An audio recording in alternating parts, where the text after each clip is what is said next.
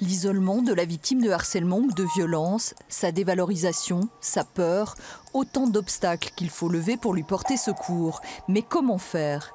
Le groupe F a lancé une journée de sensibilisation sur cette question. À Toulouse, des bénévoles ont proposé une formation pour que chacun, chacune puisse s'interposer. Parmi les femmes présentes, plusieurs victimes de violences ou proches de victimes venus s'informer. Dans mon milieu de tous les jours, je peux faire quelque chose pour aider quelqu'un ou pour être sensible à quelqu'un qui pourrait être victime d'une violence sexuelle, de harcèlement, de violence conjugale. L'idée, c'est d'accompagner et d'être un relais. Croire la victime, se positionner de son côté, la soutenir, cela s'apprend et c'est important. Souvent, une victime se sent seule, pas crue, abandonnée, pas protégée. Donc c'est important de restaurer la confiance et l'estime qu'elle a d'elle-même. Donc c'est très important de revaloriser et d'inverser le mécanisme de l'agresseur. L'objectif ici n'est pas de se substituer aux professionnels, mais de savoir à qui s'adresser. Autre thème, ce que dit la loi.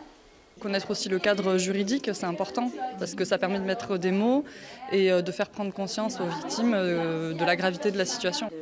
Les échanges permettent d'envisager d'autres actions.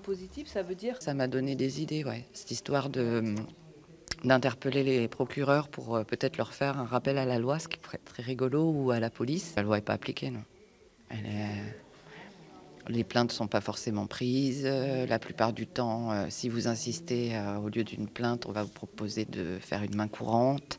Mais il faut insister. Les femmes ne sont pas la seule préoccupation du groupe F. Ils se mobilisent actuellement contre l'article 2 du projet de loi sur les violences sexuelles. Il dépénaliserait certains viols commis sur des enfants.